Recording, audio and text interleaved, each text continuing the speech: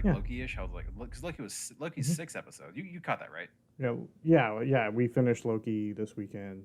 Super good. Nice. Yeah. I railed on Loki for what 2-3 episodes straight, going, "Oh, hmm this isn't going to be nothing. I don't know why I'm going to watch it." Now, having seen the whole thing, I'm like, "Oh, okay. hmm This is important." So, I mean, Yeah. it If you are one of the few people who haven't watched it, a little bit of spoilery stuff yes, here, so skip over. yes, One, two, three, four. I really like the way they handled Kang. me too. Like the way I that it was just, love that character. I love the way they did that. It's not a take I ever would have thought to take with him. yeah, and it's But a fresh God, take. I was like just glued to the way that um, performance was done and the humor of it.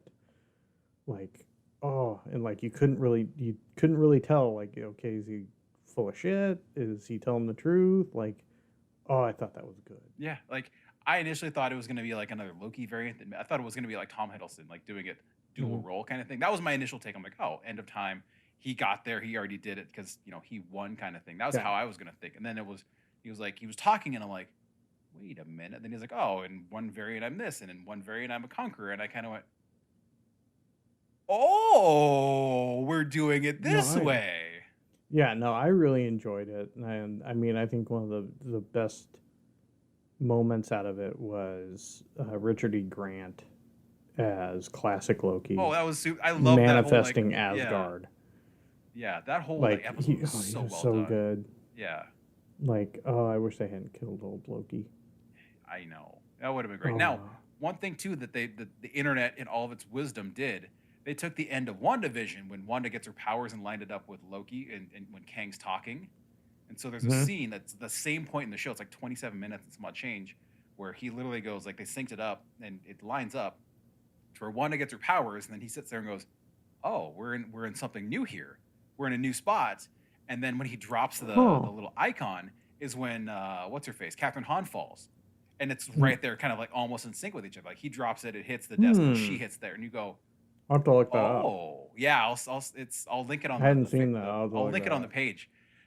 I saw that and I went, "Oh, is this going to stem back from Wanda, or is this going to stem from him doing this stuff kind of in the future, kind of cool, like lining up with itself?" But in all the variants, did she like when she got those powers? Did she merge like hmm variants of everything else now too? Because variants Well, are a she's thing a now. So yeah. Well, and she's a nexus point, so exactly. So that's all kind of yeah, it's gonna everything. be interesting to see how they tie it all together in um, Doctor Strange, Multiverse of the Madness. Yeah. multiverse is going to be that movie is going to be the either the biggest step in the Oh, MCU it's gonna be or it's going to insane. I mean, fail that's miserably. That's either well, it's there's no in between on this one. dude, It's there's huge it's stakes in it's this movie gonna now. be nuts. They brought in Sam Raimi. It's gonna be absolutely bat crap crazy. Yeah, so because you've got Wanda in there who I don't know if she's going to be good or bad or just kind of in between. You've got Doctor Strange, obviously it's his movie, but then you've also got like after that you've got Spider Man and all those, and then you've got Ant Man and the Wasp and Quantum Mania. So kind of going in that whole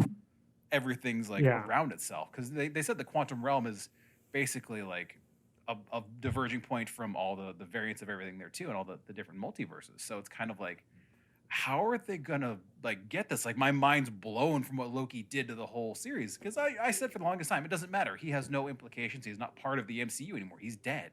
Now here I am eating my freaking shoe because hmm holy shit.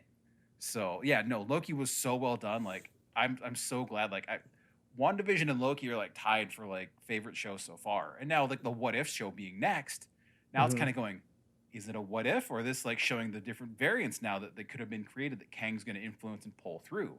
So that's going to be like the other big thing in the back of my mind going, is this actually going to be a thing that they're going to reference from in future stuff from the what if that they just got it there? Or is this going to be solely something else? Or is this going to be even they're going to have Kang narrate it as, hey, what if in this universe that I saw this and what if in this universe this happened?